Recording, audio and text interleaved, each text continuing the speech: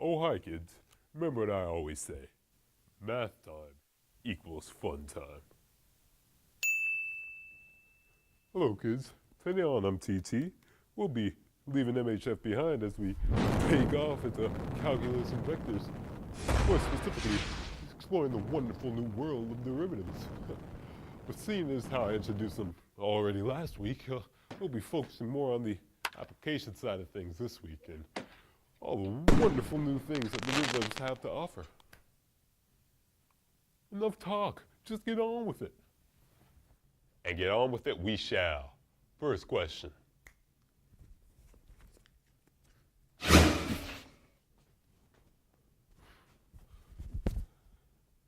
During a fireworks display, a starburst rocket is shot upwards with an initial velocity of 34.5 meters per second from a platform 3.2 meters high. The height h in meters can be modeled by the function h at t equals negative 4.9 t squared plus 34.5 t plus 3.2.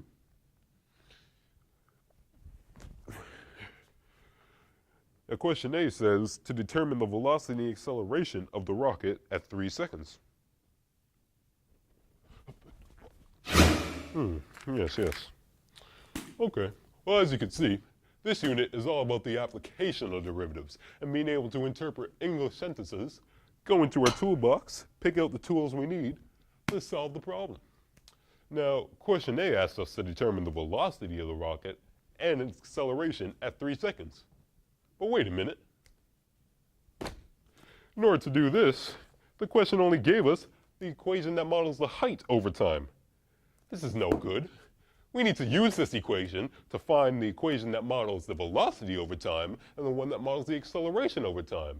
And to do this, we're going to have to find, you guessed it, the derivative. Roll the clip. If you have a function, its derivative is a function that models the slope of the tangent at every point on that function. To solve for the derivative, just multiply the value of the exponent by its corresponding term, then subtract 1 from the exponent and simplify. All constant terms are excluded from the equation. Well said, sir. Now, let's recall. Slope is really just rise over run. Or, if you prefer, y over x. Now, the function they gave us modeled the height, or distance, over time. So its slope, y over x, would be distance over time, which is exactly what velocity equals. So you know what this means? That the derivative of the height over time graph is really just a velocity over time graph? Right. I'll take it a step further now. Well, since acceleration really equals velocity over time, does that mean the derivative of the velocity over time graph, or the second derivative of the height over time graph, is really just an acceleration over time graph? Yes, exactly. Gold star for wearing your participation pants today. Now to get back on track, we're going to need to derive our function, not once, but twice. Once we do that, we'll have our velocity function, our acceleration function, substitute in t equals 3 into the equation. And now to answer question A, finally, we have our velocity, our acceleration at 3 seconds. Sentence answer, since this is an application question.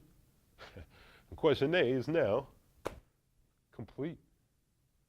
MTT will return after these short messages. Watch more MTT. Yeah, we're back. Sorry to keep you waiting so long, but I mean, it looked like things were getting pretty crazy, and I wouldn't want to overload the fun meter really again. Well, I've been looking over question B and question C during that commercial break, and I gotta say, they're really quite similar.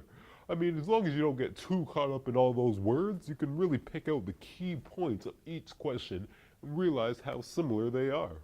Question B asks us to determine when the rocket reaches its max height, and C asks us to determine what that max height is.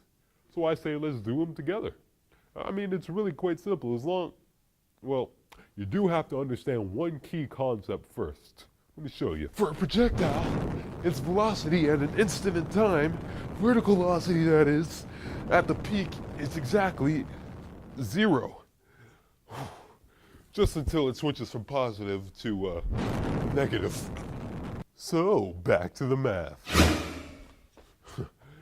If we substitute in the value of 0 for the velocity as a y-coordinate to get our x-coordinate time, we'll have the time that the velocity of the rocket is 0. Substitute that same time back into the height over time equation, and now we can figure out what that height is at that time. So the height is approximately 63.93 meters at approximately 3.52 seconds? Correct again. Boy, you're on a roll today, aren't you? Yeah. You know what, as a reward, I think I'll let you hit the next question. Really? Oh boy, I've always wanted to.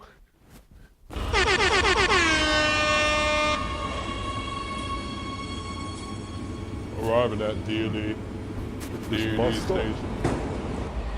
Oh, looks like I'm a little late. I don't know about that.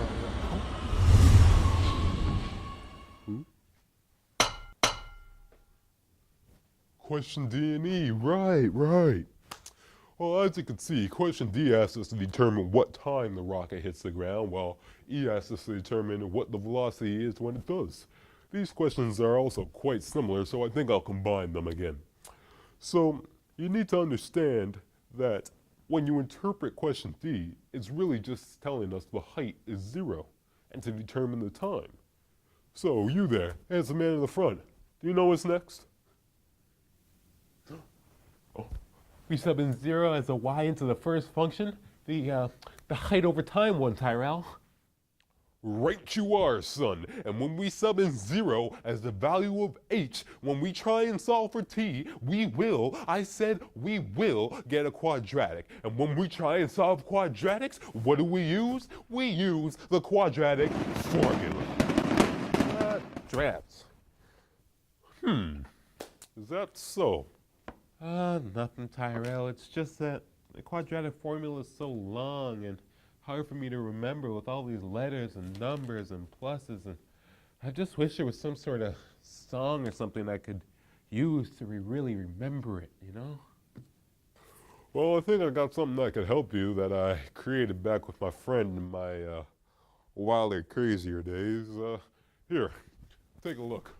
X squared equals negative b plus or minus the square root of b squared minus 4ac all over 2a.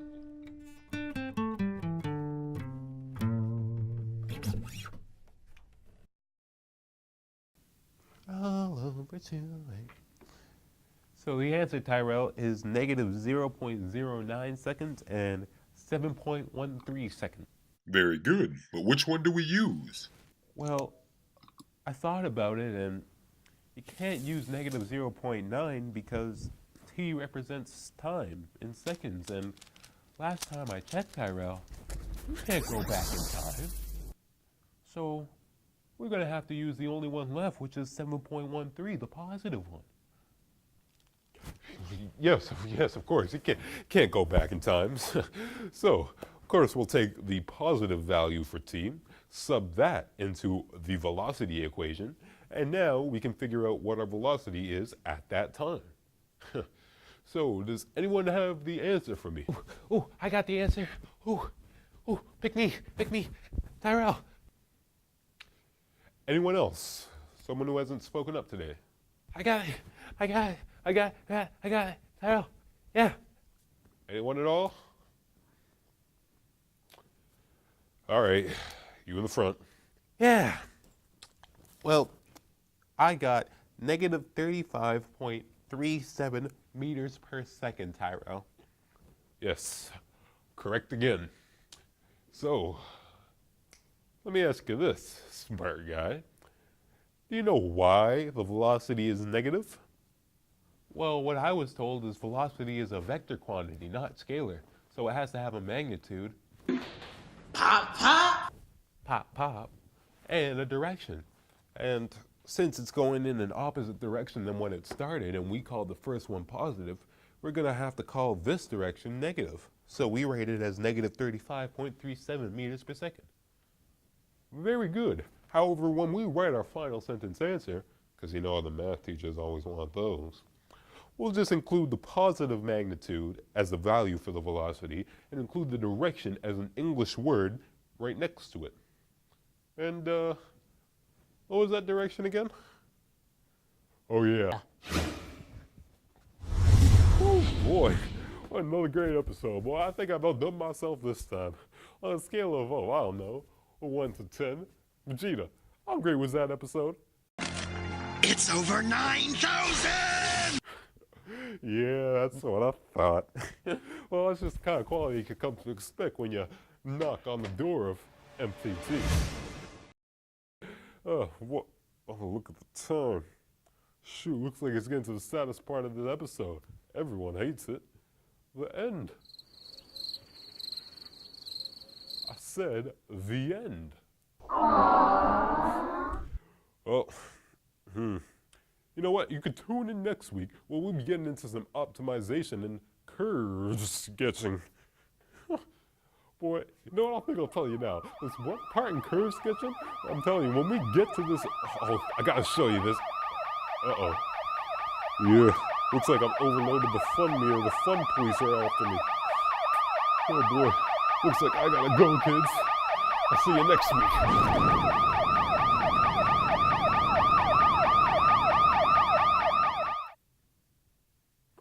Oh, hi, kids. Remember what I always say. Math time equals fun time.